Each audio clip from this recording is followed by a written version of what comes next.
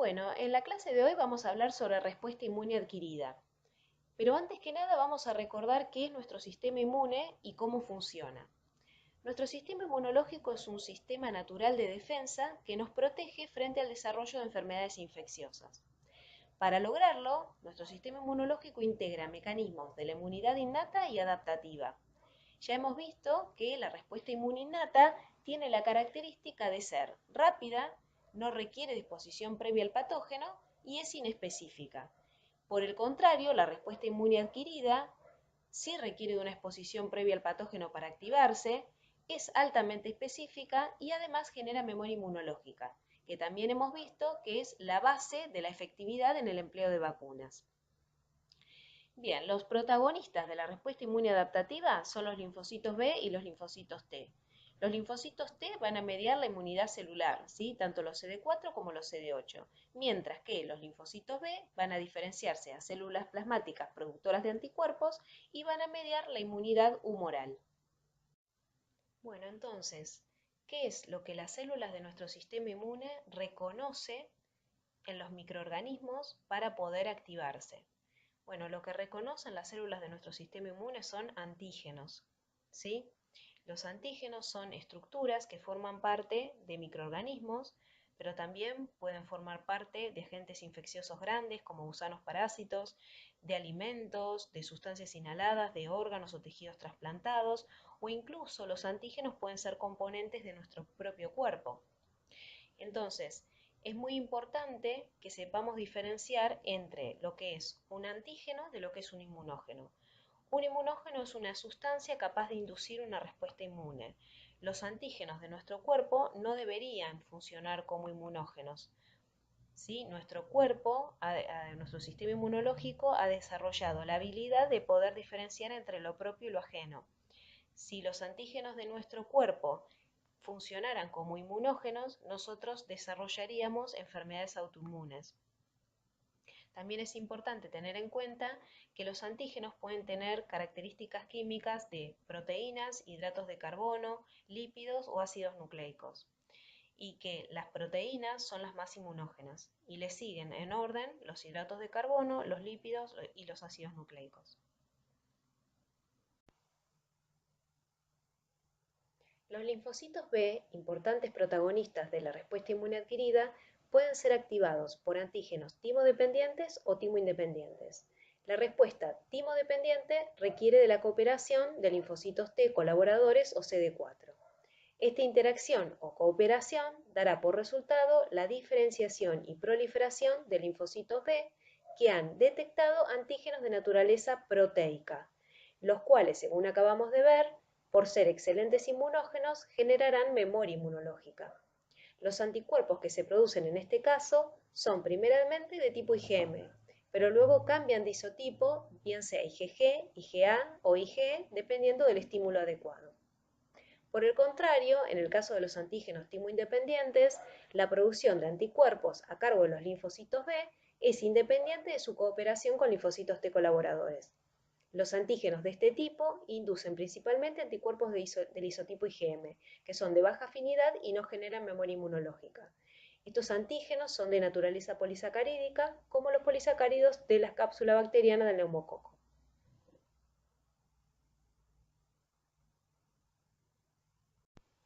Los antígenos recombinantes son ampliamente utilizados en el diseño de vacunas, como es el caso de la vacuna para el virus de la hepatitis B.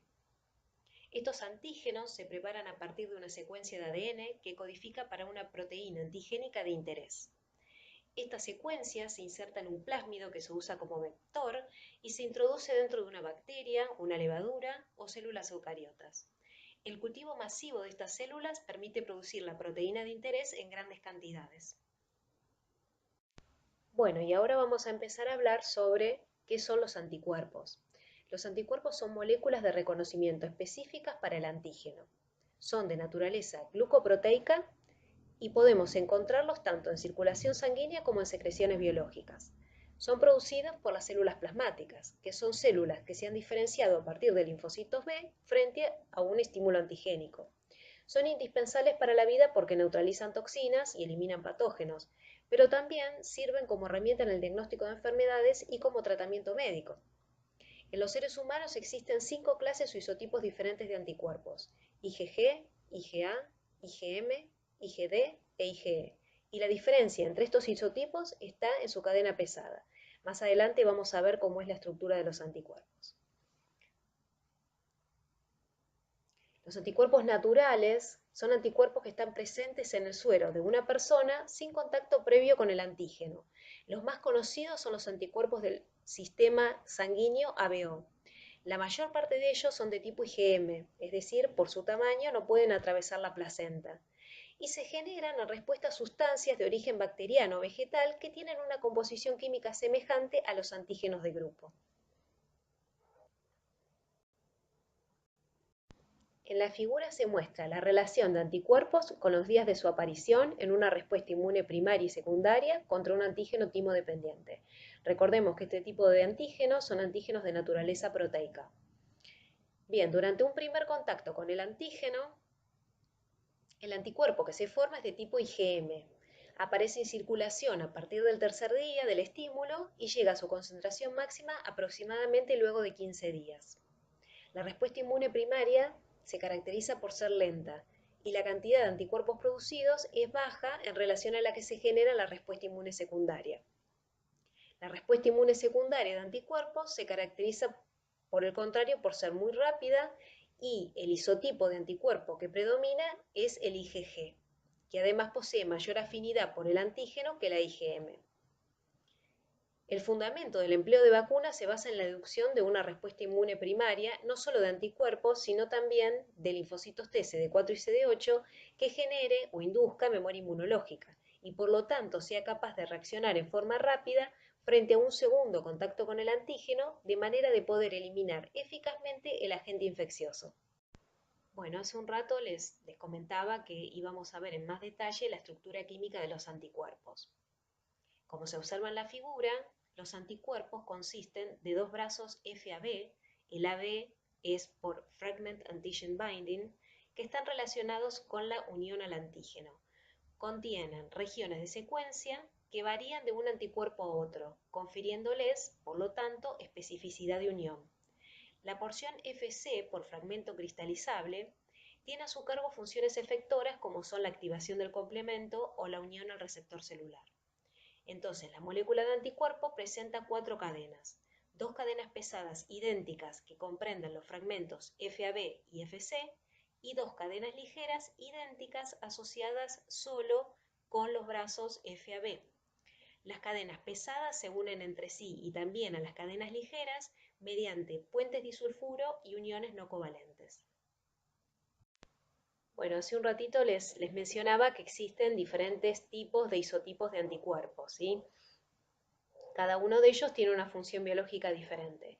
Los anticuerpos de tipo IgM son los más grandes, están formados por 5 monómeros, como los que acabamos de ver anteriormente, unidos entre sí por una cadena polipeptídica. Son los más pesados, por lo tanto, y son los primeros en producirse en respuesta a un estímulo antigénico. Recuerden lo que vimos anteriormente de la curva de aparición de los anticuerpos en respuesta a un primer contacto antigénico y un segundo contacto antigénico. El anticuerpo de tipo IgM es el que tiene la mayor capacidad para activar el complemento por la vía clásica y también pueden producirse sin aparente estímulo antigénico como anticuerpo natural. También recuerden lo que habíamos visto hace un ratito, hace un rato en alguna diapositiva anterior respecto al sistema sanguíneo ABO, como ejemplo de anticuerpos naturales. Los anticuerpos de tipo IgG son monoméricos, ¿sí? Y son los más abundantes de todas las inmunoglobulinas. Este tipo de anticuerpos es capaz de atravesar la placenta y circular en la sangre fetal. No así los anticuerpos de tipo IgM, imagínense que son muy grandes. Ahora, este tipo de anticuerpos que la madre puede transmitir al feto a través de la placenta e incluso a través del calostro de la leche materna son muy importantes para prevenir infecciones porque persisten en la sangre del niño hasta aproximadamente los 6 meses de edad. También son capaces de activar el complemento y por supuesto predominan en la respuesta inmune secundaria. La producción de este tipo de anticuerpos de tipo IgG es dependiente de la colaboración o cooperación de linfocitos T con los linfocitos B que los van a producir, ¿sí?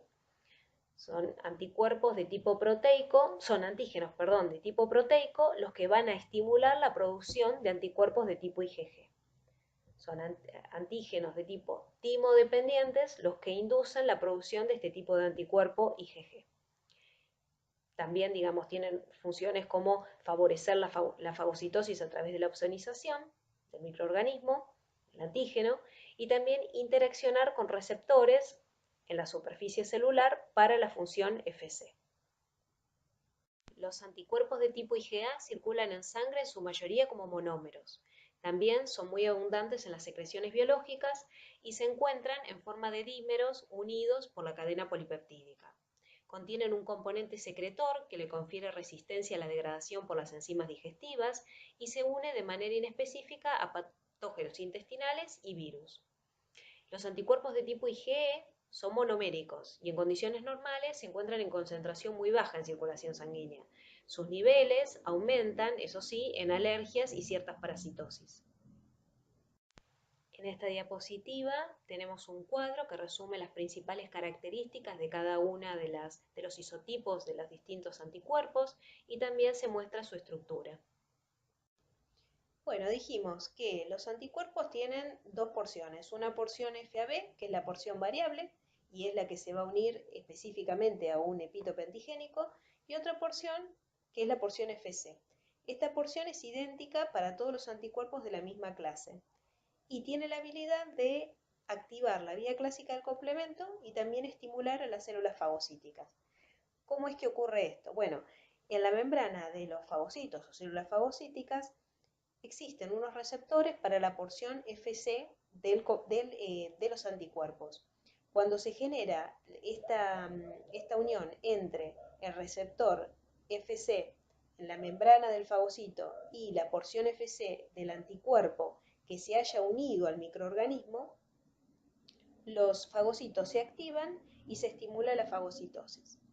Por el otro lado, dijimos también que los anticuerpos unidos al microorganismo al cual reconocen, activan la vía clásica del complemento. Si ustedes recuerdan de la clase anterior, la vía clásica del complemento en algún momento daba lugar a la rotura del componente C3 en dos subcomponentes que eran C3A y C3B. La opsonización va a estar mediada por el componente C3B. Y este mecanismo va a reforzar también el reconocimiento del microorganismo por los fagocitos. Además, la activación del complemento conduce a la atracción quimiotáctica de más fagocitos al sitio de infección y al aumento de la permeabilidad vascular. Todo eso está asociado a la inducción de inflamación, ¿sí? También hay otras actividades de los anticuerpos que consisten en proporcionar una especie de enlace entre células como las natural killer, los eosinófilos o los neutrófilos y un patógeno. Este mecanismo de enlace se llama citotoxicidad celular dependiente de anticuerpos. ¿Por qué? Porque justamente esta unión de los receptores en la membrana de estas células que acabo de nombrar, células natural killer, eosinófilos, neutrófilos, y esa unión del receptor con la porción Fc del anticuerpo, unido al patógeno, por ejemplo un parásito, va a estimular la degranulación de los gránulos que estas células tienen en su citoplasma. Y esa degranulación va a dar lugar a la lisis del microorganismo. Bueno, tal vez se hayan preguntado cómo es que se genera la gran diversidad o repertorio de anticuerpos que tenemos en nuestro cuerpo. Bueno, ese repertorio de anticuerpos completo en una persona se adquiere a lo largo de la vida y va a depender de su experiencia individual frente a los estímulos antigénicos a los que esté expuesto. Es decir, que este repertorio no pasa a la descendencia, no se hereda.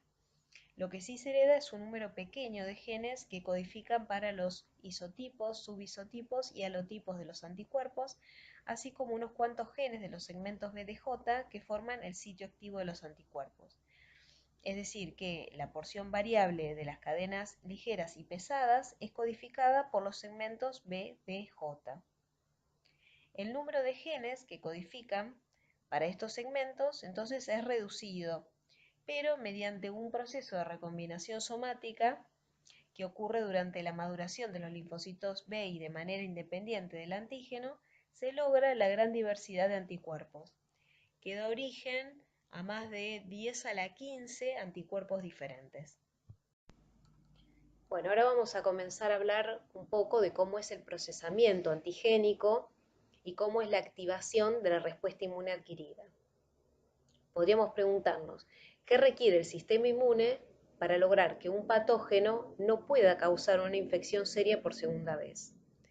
Por un lado, reconocer al agente invasor. Por el otro lado, producir una respuesta que sea específica contra ese agente invasor y efectiva, por supuesto, para controlar la infección, pero además que ésta genere memoria inmunológica. Entonces, las 3 R's de la inmunología son reconocimiento, respuesta y resolución. Y podríamos decir que esta es la base del diseño y el empleo de vacunas, que ya lo mencionamos anteriormente. Entonces, resumiendo hasta acá, las características particulares de la respuesta adquirida es que es específica, es decir, los efectores de la inmunidad adaptativa, los linfocitos B y los linfocitos T, reconocen a través de sus receptores, TCR y BCR, antígenos específicos, epítopes antigénicos específicos. Es inducible, ¿sí? La respuesta inmune adaptativa debe ser estimulada, a diferencia de la respuesta inmune innata, que siempre está presente, y lo vimos la clase pasada.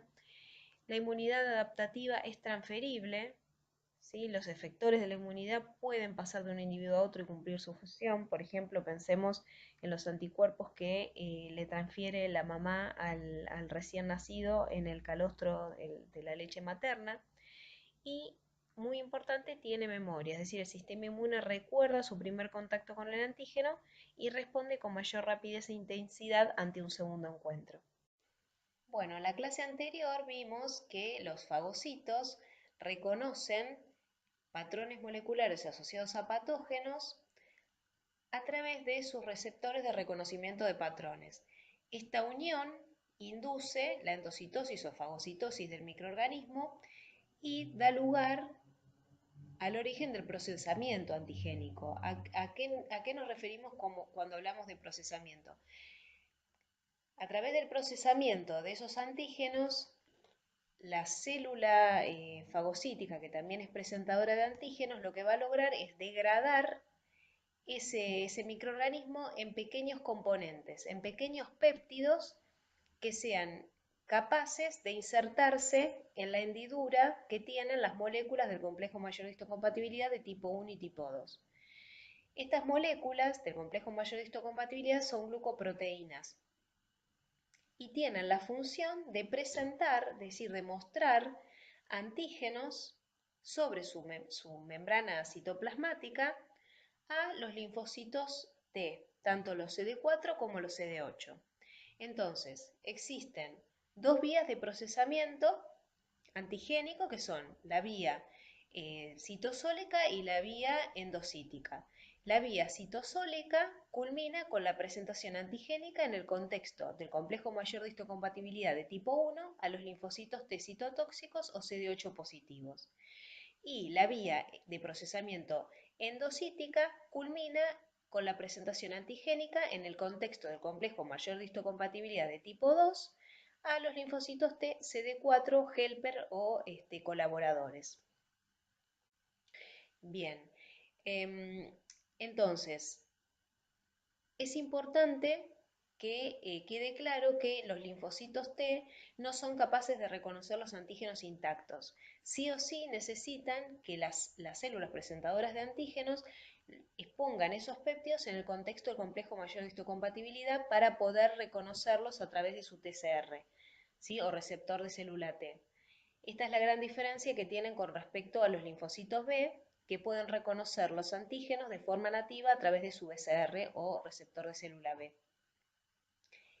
Entonces, los linfocitos T citotóxicos o CD8 reconocen antígenos presentados por moléculas del complejo mayor de histocompatibilidad de tipo 1 y los linfocitos T colaboradores o CD4 reconocen antígenos presentados por moléculas del complejo mayor de histocompatibilidad de tipo 2. Bueno, entonces, como les decía, existen dos vías de procesamiento antigénico. La vía citosólica es una vía que ocurre en todas las células nucleadas de nuestro cuerpo, salvo en los espermatozoides y en las neuronas. Lo importante es que en este caso se van a procesar proteínas que se encuentran dentro de la célula. Pueden ser proteínas provenientes de patógenos intracelulares, como un virus, por ejemplo, o proteínas propias, por ejemplo, proteínas sí, asociadas a una célula transformada o tumoral. Eh, entonces, ¿cómo se inicia esta vía? Bueno, inicialmente los antígenos proteicos se marcan con otra proteína que se llama ubiquitina. Esta marcación va a permitir que estos antígenos sí puedan ser degradados en el proteosoma, ¿sí? Que es un complejo proteico. Entonces, esos péptidos resultantes van a ser transportados por unas proteínas que se llaman TAP, TAP1 y TAP2, al interior del retículo endoplasmático rugoso. En el retículo endoplasmático rugoso se van a originar las moléculas del complejo mayor de histocompatibilidad de tipo 1.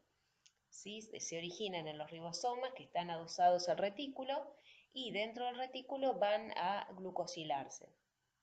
Entonces, una vez que estos péptidos degradados en el protosoma ingresan al retículo endoplasmático, se insertan en la hendidura del complejo mayor de histocompatibilidad de tipo 2 y a través del complejo de Golgi son exocitados en una vesícula e insertados en la membrana citoplasmática de la célula. Entonces, de esta manera, el complejo mayor de histocompatibilidad de tipo 1 expone los péptidos insertados en su membrana a los linfocitos citotóxicos o CD8 positivos. Bueno, la otra vía de procesamiento es la vía endocítica, es decir, como lo indica la palabra, los microorganismos son endocitados en una vesícula y esa vesícula o endosoma a su vez se fusiona con los lisosomas. Los lisosomas son organelas que contienen enzimas líticas. Entonces, producto de esta asociación, lo que va a ocurrir es que esos microorganismos van a ser degradados en péptidos pequeños. Al mismo tiempo, en el retículo endoplasmático rugoso, al igual que en el caso anterior, se va a sintetizar la molécula del complejo mayor de histocompatibilidad de tipo 2. Pero en este caso, el sitio de unión que tiene esta molécula de MHC2 al péptido está bloqueado por una proteína.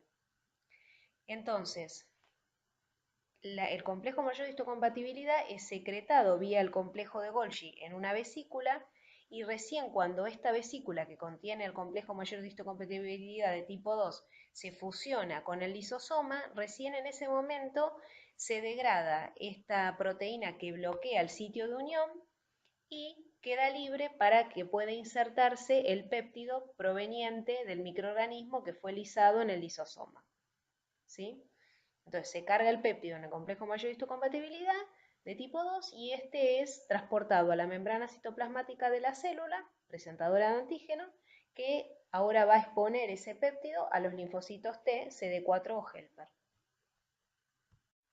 Bueno, en esta diapositiva tienen un cuadro que compara distintas características de las dos rutas de procesamiento antigénico que describí anteriormente. Bueno, hasta acá ya vimos cuáles son las diferentes rutas de procesamiento de los antígenos, pero digamos, ¿dónde y cómo ocurre la presentación antigénica? Bueno, imagínense que los linfocitos B y los linfocitos T dejan, digamos, los que son inmunocompetentes, dejan los órganos linfoides primarios en donde se originan, ¿sí? La médula y el timo, y se dirigen hacia localizaciones específicas dentro de los órganos linfoides secundarios. Allí van a estar a la espera de encontrar antígenos que tengan una estructura complementaria a la estructura que tiene su BCR o su TCR. Entonces, en la figura está representada la presentación antigénica que hace una célula dendrítica a un linfocito T en el ganglio linfático. Imagínense que el linfocito T encuentra a un antígeno presentado por la célula dendrítica que es complementario a su TCR. En ese caso, la unión entre la célula dendrítica y el linfocito T va a dar lugar a la activación de este linfocito y eso a su vez va a generar la proliferación clonal de esa célula, que va a dar lugar a un montón de otras células que van a tener el mismo TCR, es decir, van a ser capaces de reconocer ese mismo antígeno por un mecanismo de proliferación o expansión clonal. Entonces, lo que se van a generar son, por un lado, poblaciones de linfocitos T efectores que van a volver atraídos al sitio infectado para llevar a cabo sus funciones efectoras, y también se van a generar linfocitos T de memoria. Ahora vamos a ver que para que el linfocito T se active no es necesario solamente la unión primaria entre el antígeno presentado en el contexto mayor de histocompatibilidad de tipo 1 o 2 con la célula T, sino que también son necesarias otras dos señales. Ahora vamos a discutir eso. Bueno, antes de continuar con la activación del linfocito T una vez que se encuentra con su antígeno presentado por la célula presentadora de antígeno, vamos a hablar un poco de cómo es la estructura del TCR. El TCR entonces es la parte, es el receptor de célula T, es la parte del linfocito T que va a interactuar con el complejo MHC péptido. Desde el punto de vista químico es una molécula unida a la membrana, compuesta por cadenas alfa y beta, vinculadas o unidas por enlaces covalentes de tipo disulfuro. Cada cadena se pliega en dos dominios de tipo inmunoglobulina, uno que es constante y otro que es muy variable. Sabemos que existen dos tipos de TCR, la mayoría son alfa-beta, pero también hay otro linaje de linfocitos T que es gamma-delta. Bueno, el complejo correceptor CD3 tiene la función de transmitir al interior celular las señales resultantes de la unión al antígeno. Bueno, los linfocitos T también expresan correceptores para las moléculas del MHC. Si estos correceptores son CD4 o CD8. Las moléculas CD8 actúan como correceptores para las moléculas del complejo mayor de histocompatibilidad de tipo 1 y, como ustedes ya saben, son características de los linfocitos T citotóxicos o CD8. Las moléculas CD4 actúan como correceptores para las moléculas de MHC2 y se encuentran en los linfocitos T colaboradores o helper o CD4 positivos, que son los que van a colaborar en la activación y maduración de linfocitos B y también de linfocitos T citotóxicos. Sí.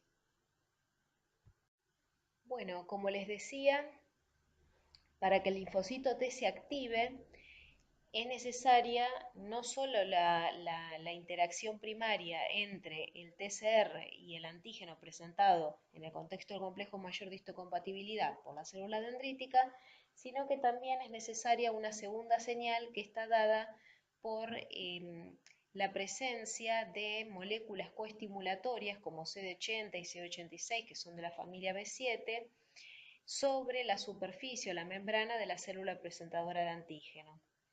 ¿Sí? Esta interacción de las moléculas coestimulatorias con sus respectivos receptores en el linfocito T regula la respuesta inmune, incrementando la expansión clonal de los linfocitos T, la magnitud y la duración de estas respuestas, la producción de citoquinas como la interleuquina 2 y además previene la inducción de anergia de los linfocitos T, que es la ausencia de respuesta ante el antígeno para el cual es específico. Es decir, es absolutamente necesario, con la sola unión del TCR al antígeno no se va a inducir la proliferación clonal. Es absolutamente necesaria, además de esa unión primaria, la unión de moléculas coestimulatorias expresadas en la superficie de la CPA con su respectivo receptor en la superficie del linfocito T.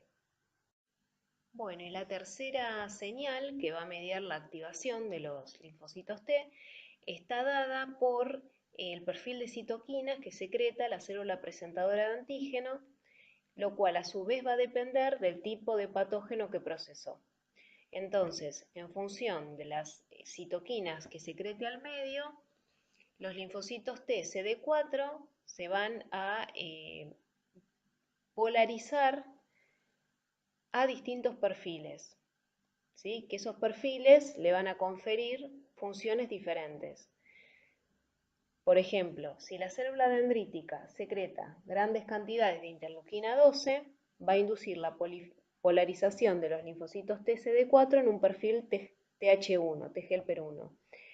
En respuesta a este tipo de polarización se van a secretar citoquinas tales como la interleuquina 2 o el interferón gamma, que van a estimular una respuesta inmune de tipo celular. ¿Por qué? Porque van a activar a los macrófagos, ¿sí? Y además van a activar a los linfocitos T citotóxicos. Esta es una respuesta proinflamatoria, ¿sí? Que puede darse, por ejemplo, frente a una célula infectada por un virus o frente a una célula tumoral. Bueno, ahora si por el contrario la célula presentadora de antígenos produce y secreta grandes cantidades de interleuquina 4, va a estimular la polarización de los linfocitos TCD4 en un perfil T-helper2, que es un perfil antiinflamatorio. Va a estimular la respuesta inmunohumoral, es decir, va a colaborar con los linfocitos B para que se diferencien en células plasmáticas productoras de anticuerpos. Y este tipo de respuesta es muy característica frente a parásitos. Bueno, también existen otras respuestas, otro tipo de polarización que pueden desarrollar los linfocitos T-helper, que son la TH17, que bueno, es un tipo de polarización en la cual los linfocitos median la inflamación mediante la producción de citoquinas como la interleuquina 17 y la interleuquina 22. Y también tenemos otra polarización muy importante que pueden adquirir los linfocitos T en respuesta a grandes cantidades de TGF beta secretados en el microambiente. Y este tipo de respuesta T regulatoria justamente lo que va a hacer es regular la proliferación de las otras poblaciones de linfocitos T. Esto lo que permite es que no se genere una respuesta exacerbada, inflamatoria, ¿sí? De manera que no se dañen los tejidos y de esa forma también impide el desarrollo de enfermedades autoinmunes. Es decir, regula la proliferación de los otros tipos de los otros tipos de linfocitos TCD4. Y tiene la particularidad de expresar en su superficie los antígenos CD25 y FOXP3. Bueno, como les decía, los linfocitos TCD8 se activan en respuesta a un perfil T-helper1 de los linfocitos TCD4. Estos linfocitos reconocen el antígeno para el cual son específicos en el contexto del complejo mayor de histocompatibilidad de tipo 1 y tienen la capacidad de inducir la muerte de la célula infectada. Células infectadas, por ejemplo, por virus o por bacterias intracelulares, y también actúan para destruir células tumorales, envejecidas o alteradas de nuestro cuerpo. Los linfocitos TCD8 logran lisar las células debido a que tienen gránulos ricos en enzimas como perforinas y granzimas. Sin embargo, también son células que pueden secretar citoquinas proinflamatorias como interferón gamma y TNF-alfa, que ya vimos, como factor de necrosis tumoral, alfa, perdón, y que ya vimos que activan a los macrófagos, potenciando la respuesta proinflamatoria de tipo T-helper1. Estos linfocitos T, además de destruir las células, lisándolas gracias a la liberación de estas enzimas, perforinas y granzimas que tienen en sus gránulos en el citoplasma, pueden provocar también la destrucción de la célula blanco, el microorganismo o la célula tumoral, perdón, la célula infectada o la célula tumoral, induciendo apoptosis. Apoptosis es muerte celular programada y lo hacen vía el ligando Fas. Bueno, los linfocitos B, que son los otros grandes protagonistas de la respuesta inmune adquirida, se generan a partir de un progenitor linfoide en médula ósea. Aquellos que son inmunocompetentes, que es decir, que ya adquirieron su BCR y que este no reconoce péptidos propios, migran inmaduros hacia la periferia y a los órganos linfoides secundarios para entrar en contacto ahora sí con antígenos extraños.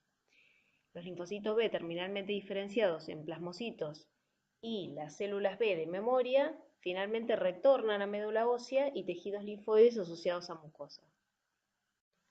Bueno, esta diapositiva muestra la estructura del BCR. El BCR está constituido por una inmunoglobulina de superficie que está asociada con un heterodímero formado por las cadenas Ig-alfa e Ig-beta. La inmunoglobulina que forma parte del BCR, si se fijan, no es otra cosa que una molécula de anticuerpo asociada con la membrana. Estos anticuerpos, como vimos anteriormente, están constituidos por 4 cadenas polipeptídicas, 2 cadenas pesadas idénticas entre sí y 2 cadenas livianas o ligeras también idénticas entre sí. La unión de las 2 cadenas pesadas y de las cadenas livianas de cada una de las cadenas livianas con la cadena pesada se establece a través de puentes disulfuro. La porción variable de las cadenas pesadas y livianas, recordemos que cada una de las cadenas pesadas y livianas tienen una porción variable que es la que se une al antígeno y una porción constante. Entonces esa porción variable participa, como estoy diciendo, en el reconocimiento del antígeno y se denomina paratope. Bueno, esto también ya lo habíamos mencionado, pero está bueno repetirlo y se refiere a que los linfocitos B, a diferencia de los linfocitos T, son capaces de reconocer al antígeno en forma nativa, ¿sí? A través de su BCR. No necesitan células presentadoras de antígenos porque los linfocitos B son células presentadoras de antígenos. Así que bueno, que quede claro ese concepto. Bueno, existen diferentes poblaciones de linfocitos B. Tenemos los linfocitos B2, los linfocitos B1 y los linfocitos de la zona marginal del vaso. Los linfocitos B2, que son la mayoría, se encuentran en los órganos linfoides secundarios y también en circulación. Expresan en su membrana simultáneamente IgM y también IgD. Este tipo de linfocitos, para diferenciarse en células plasmáticas productoras de anticuerpos, requieren de la cooperación o de la interacción con linfocitos T helper que se han diferenciado en un perfil Th2. Este perfil va a inhibir, mediante la secreción de citoquinas tales como interleuquina 4 e interleuquina 10, la respuesta de tipo proinflamatoria celular T helper 1, porque para ese patógeno específico se necesita ese tipo de mecanismo de defensa, esa artillería específica. Entonces se inhibe lo que no hace falta. Bueno, las células plasmáticas que se originan en virtud de esta cooperación de linfocitos T con linfocitos B, producen o secretan mayoritariamente inmunoglobulina G, pero también pueden cambiar de isotipo. Bueno, y este tipo de respuesta es un tipo de respuesta timo-dependiente, ¿sí? Porque requiere de linfocitos T, por eso se dice que es timo-dependiente. Y por supuesto, después de la cooperación con los linfocitos T, los linfocitos B se pueden diferenciar en células plasmáticas productoras de anticuerpos o también en linfocitos B de memoria. Bueno, pasando ahora a los linfocitos B1, este tipo de linfocitos se encuentra predominantemente en las cavidades peritoneal y pleural y también se los puede encontrar asociados principalmente a las mucosas del sistema respiratorio y digestivo. Secretan mayoritariamente IgM y también IgA y prácticamente no secretan IgG, al contrario de lo que ocurre con los linfocitos B2. Bueno, además, estos linfocitos B1 no requieren de la cooperación con los linfocitos T para convertirse en células secretoras de anticuerpos, ¿sí? A diferencia de los linfocitos B2. Y además, estos linfocitos, al igual que los linfocitos B de la zona marginal del vaso, reconocen antígenos de tipo hidratos de carbono, ¿sí? Como los de la cápsula de determinadas bacterias como el neumococo. Y bueno, generan respuestas de tipo timo independiente justamente porque no requieren de la cooperación de linfocitos T para producir anticuerpos. Los linfocitos de la zona marginal del vaso son muy importantes porque son los primeros en entrar en contacto con antígenos que circulan en la sangre. El vaso es el único órgano linfoide que no recibe circulación linfática, solo recibe circulación sanguínea. Entonces funciona como un filtro para la sangre. Y estos linfocitos son muy importantes, sobre todo, como decía antes, frente al ingreso de bacterias que tienen cápsula. Generan células plasmáticas secretoras de inmunoglobulina M mayoritariamente, casi no secretan inmunoglobulina G. Bueno, otra vez no requieren de la cooperación con linfocitos T. Y generan también respuestas de tipo timo independientes, por este motivo. Bueno, entonces, en virtud de lo que estuvimos hablando recientemente de las distintas poblaciones de linfocitos B, podemos decir que los linfocitos B pueden ser activados entonces por dos vías diferentes dependiendo de la naturaleza del antígeno. Si el antígeno es de naturaleza proteica, la activación de los linfocitos se dice que es timodependiente. Es decir, por medio del BCR o receptor de célula B, el linfocito B reconoce el antígeno, lo endocita, lo procesa y lo presenta en el contexto del complejo mayor de histocompatibilidad de tipo 2 a los linfocitos T helper CD4, ¿sí? Como cualquier otra célula presentadora de antígeno. Igual que en cualquier otra presentación antigénica, las moléculas accesorias o coestimulatorias estabilizan esa unión entre ambos linfocitos. Esa interacción estimula la liberación de citoquinas que están, por un lado, involucradas en la inducción de la proliferación y diferenciación de los linfocitos B en células plasmáticas productoras de anticuerpos o linfocitos B de memoria, y por el otro lado, esas citoquinas están involucradas en la inhibición de los otros tipos de respuesta, como por ejemplo la inhibición de la respuesta TGLPR1, que es una respuesta proinflamatoria y de tipo celular, ¿sí? Como ya vimos anteriormente. Además, en este tipo de respuesta se propicia el cambio de isotipo de los anticuerpos, ¿sí? IgG, IgE, IgA. En el caso de la vía de activación de linfocitos B timo independiente, los linfocitos B a través de su BCR reconocen directamente componentes de la pared bacteriana, ya sea LPS, antígenos poliméricos, polisacáridos capsulares como en el caso del neumococo. Y este reconocimiento directo, sin colaboración o cooperación de los linfocitos T, activa el linfocito B a inducir la producción de inmunoglobulina M. Y bueno, este tipo de activación no genera memoria, ¿sí? Como en el caso de la vía timodependiente. Bueno, esta diapositiva es simplemente para reforzar lo que estuvimos hablando recién acerca de cómo es la colaboración entre los linfocitos T y B frente a antígenos de tipo timodependientes, justamente. Digamos que el antígeno capturado por el BCR de superficie del linfocito B es internalizado dentro de un endosoma, procesado y presentado en la superficie celular por una molécula del complejo mayor de histocompatibilidad de tipo 2.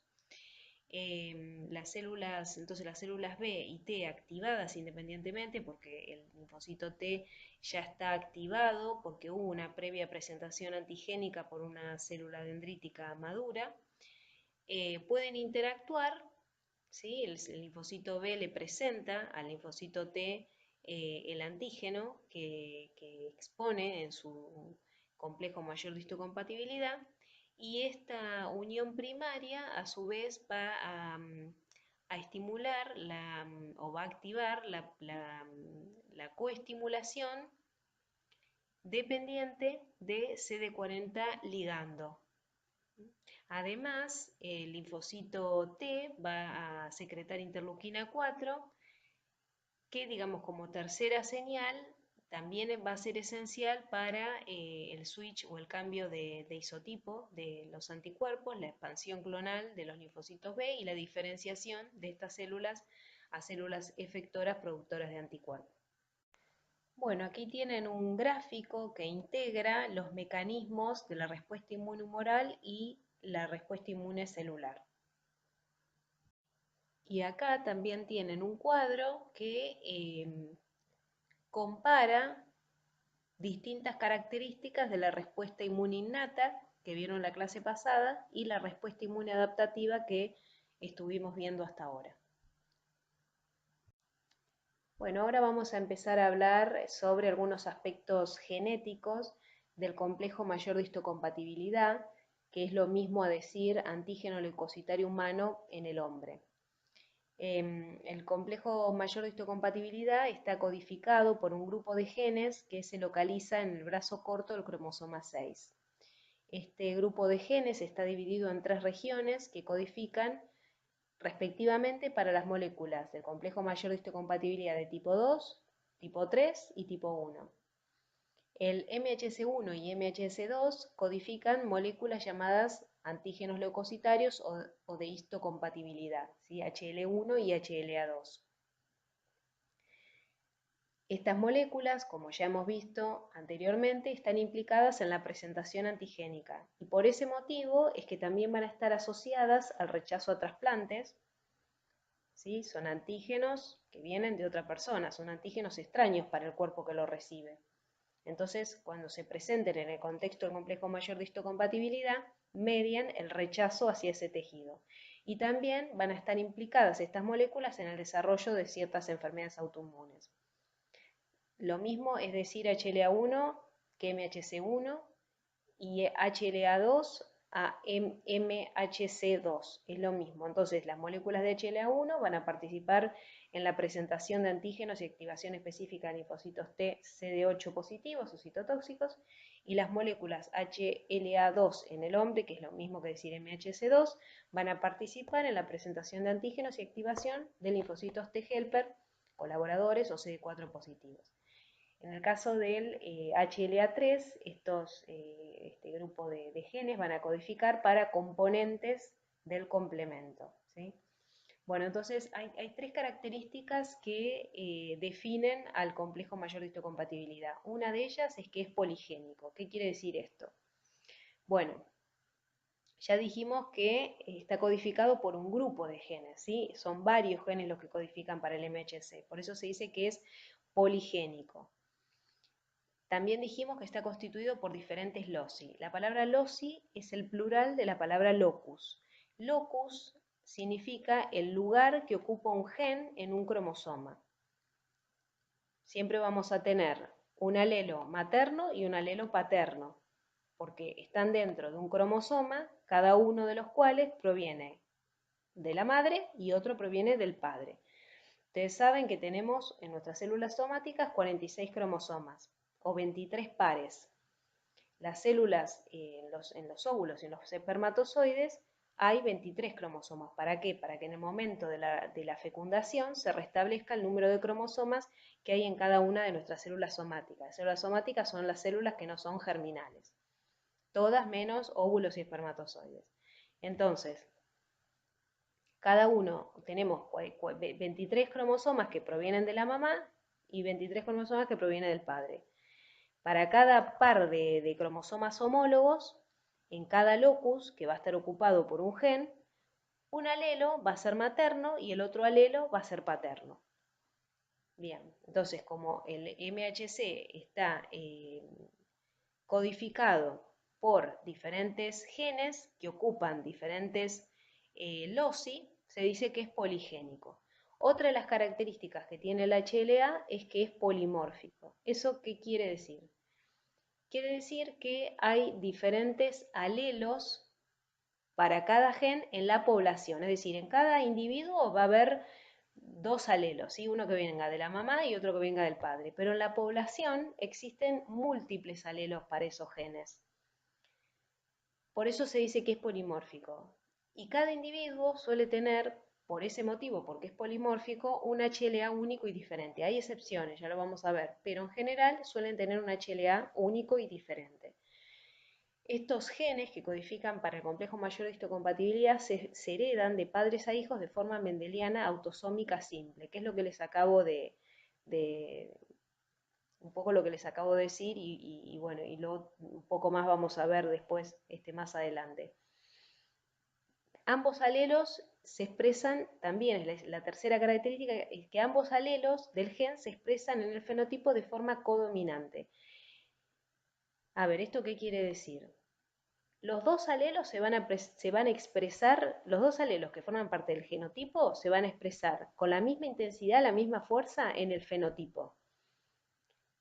¿Qué ocurre cuando no ocurre esto? Bueno, cuando no ocurre esto, hay un alelo de los dos que es dominante y el otro se dice que es recesivo.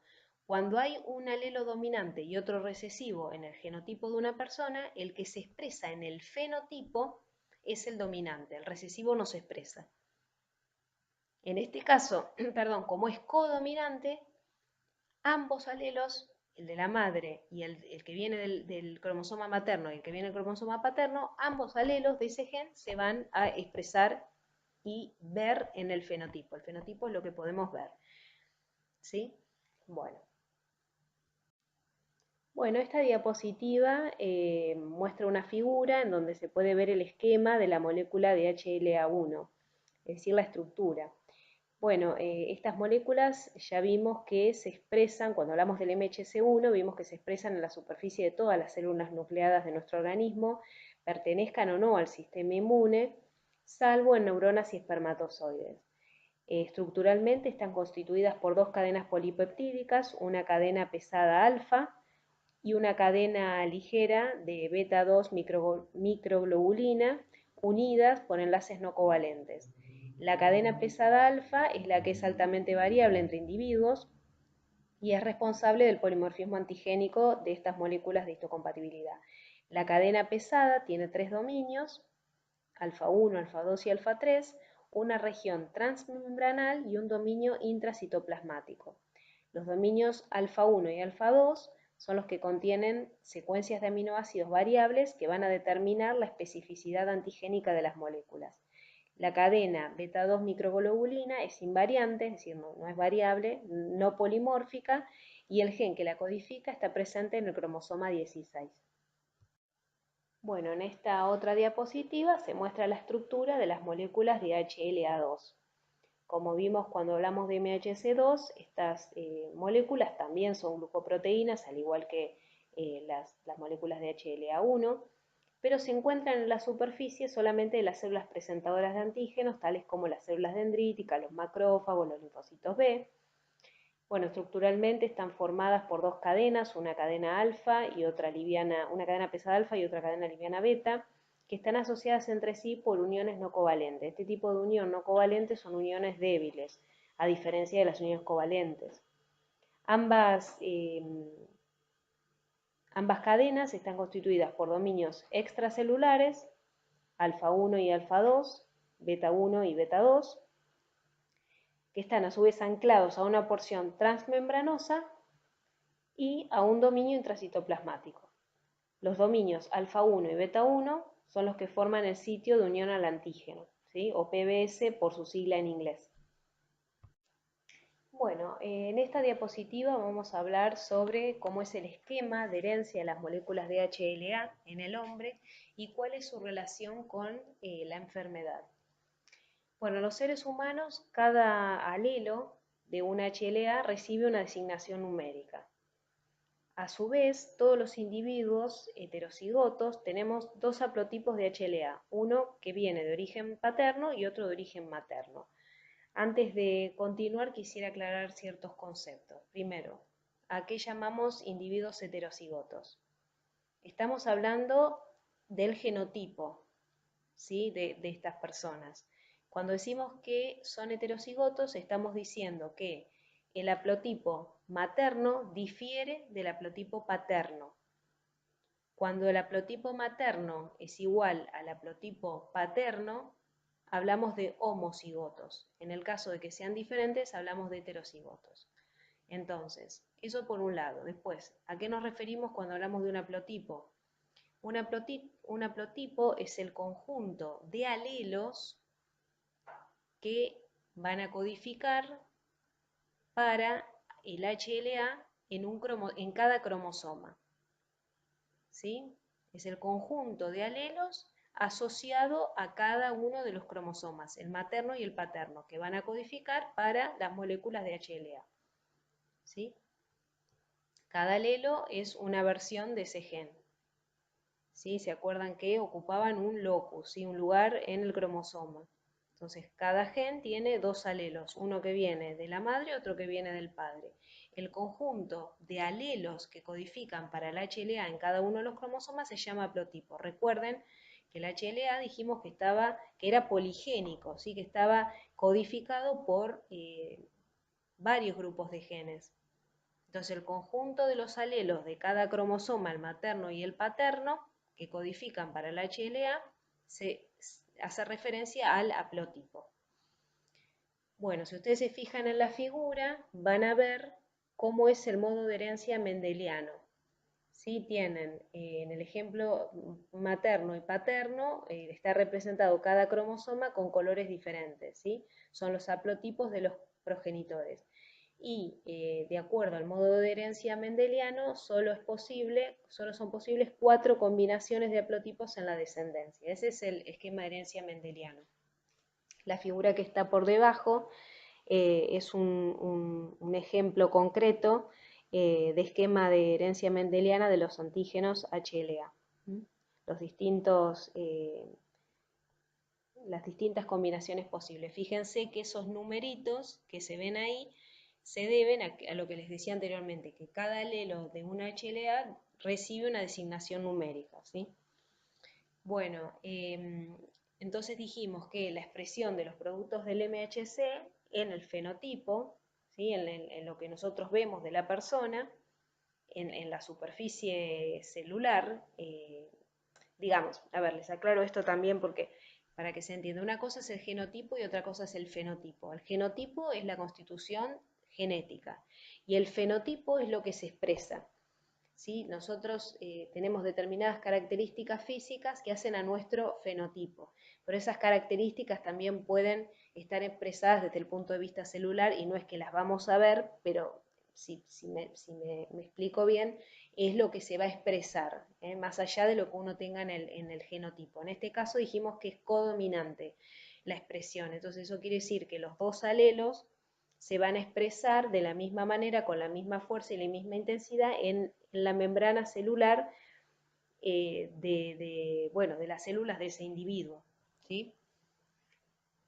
¿Cuál es la importancia médica de las moléculas del complejo mayor de histocompatibilidad? Y bueno, tiene que ver absolutamente con el rechazo a los trasplantes, ¿sí? Ustedes recuerden que las moléculas de HLA son las que presentan antígenos.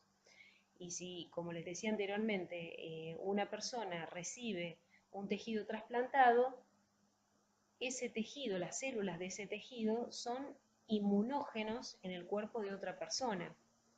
¿Por qué? Porque cuando esas proteínas de esas células sean presentadas en el contexto del complejo mayor de histocompatibilidad de la persona que lo recibe, las células de su sistema inmunológico no están entrenadas para reconocerlas como propias, y por lo tanto van a reaccionar en contra de ellas, ¿sí? Van a reaccionar en contra de esos péptidos presentados en ese contexto del complejo mayor de histocompatibilidad o HLA. Además, estas moléculas de HLA están implicadas o asociadas a ciertas enfermedades autoinmunes. También están implicadas en la presentación antigénica de péptidos propios, pero que de repente el cuerpo deja de identificar como propias y las identifica como extrañas, con lo cual se va a generar una respuesta inmune de tipo inflamatoria. Y bueno, lo que se ha visto es que este tipo de enfermedades ocurren con mayor frecuencia en individuos que portan determinados o ciertos alelos HLA. Entonces, se ha podido identificar determinados haplotipos de antígeno leucocitario humano asociados a determinadas enfermedades, como son, se observa en la tabla, la hemocromatosis, la espondilitis anquilosante, la artritis reumatoide, la esclerosis múltiple, etc. Entonces, ¿cuáles son las consecuencias del reconocimiento antigénico? Pensemos, si el antígeno no es propio, es extraño, y se genera una respuesta inmune frente a ese antígeno, lo que es la consecuencia es la inmunidad, ¿sí? Que está bien, es lo esperable. Si el antígeno no es propio y no hay respuesta, se genera tolerancia. y puede asociarse a una inmunodeficiencia en la persona. Si el antígeno es propio y se induce una respuesta inmune, estamos hablando de autoinmunidad. Y si no hay respuesta frente a un antígeno propio, estamos hablando de autotolerancia, que es lo aceptable. Bueno, inicialmente en la clase dijimos que los linfocitos B y los linfocitos T son capaces de discriminar entre lo propio y lo no propio. El mecanismo a través del cual se logra este propósito es un mecanismo de tolerancia inmunitaria, que como se imaginarán es absolutamente necesario para evitar la autorreactividad que caracteriza a las enfermedades autoinmunes.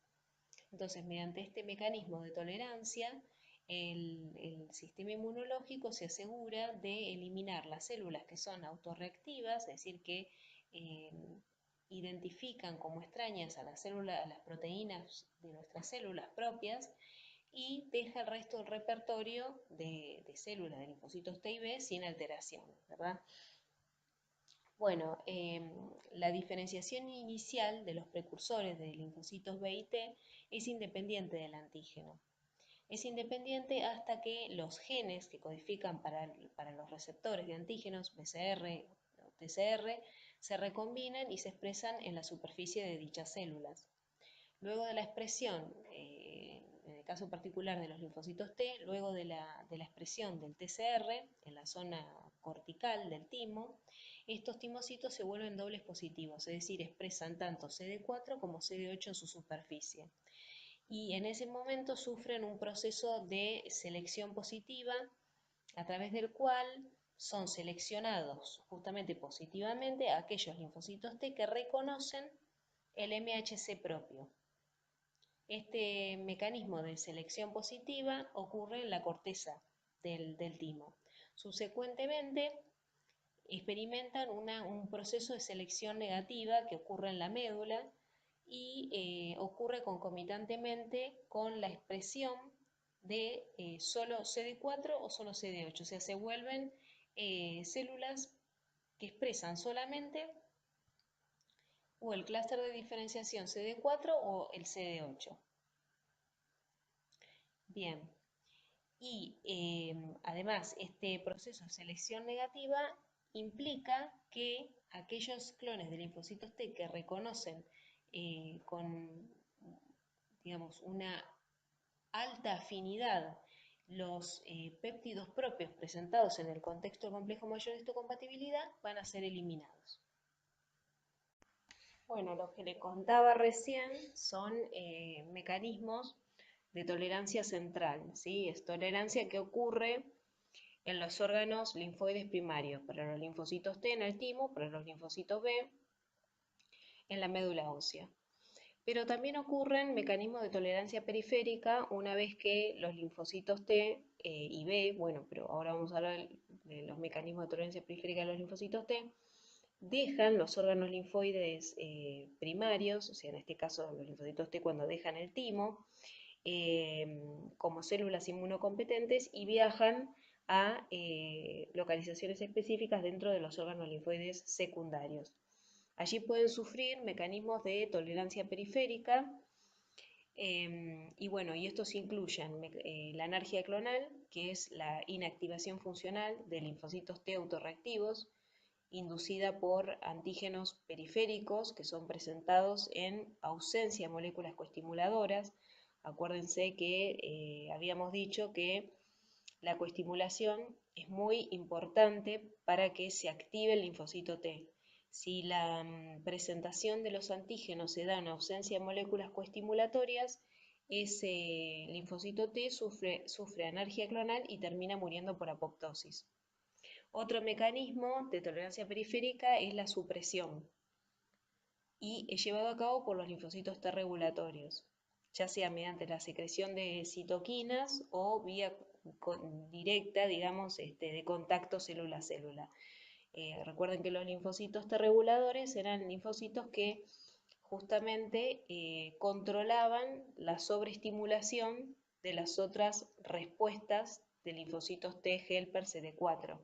¿Sí? Entonces, mediante su accionar pueden suprimir la actividad de linfocitos T que eventualmente sean autorreactivos.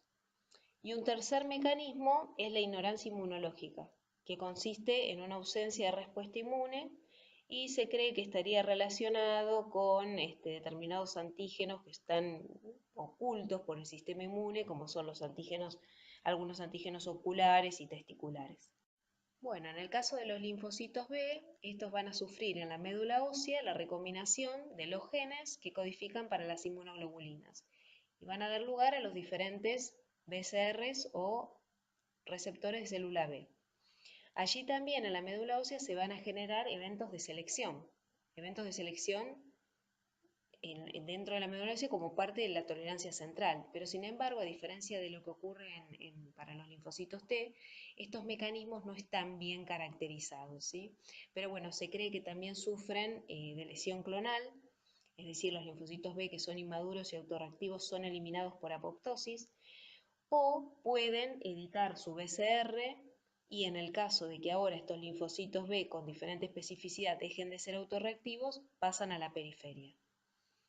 Como mecanismo de tolerancia periférica podemos mencionar la energía clonal, ¿sí? Que bueno, se da también, como en el caso de los linfocitos T, por ausencia de señales coestimulatorias en la superficie del linfocito T. Bueno, en esta última diapositiva se les muestra una tabla que describe distintos mecanismos de tolerancia central y periférica para linfocitos T y linfocitos B que estuvimos mencionando anteriormente. Bueno, muchas gracias por su atención, espero que hayan entendido y ahora a trabajar, a ponerse a realizar las actividades del seminario. Mucha suerte.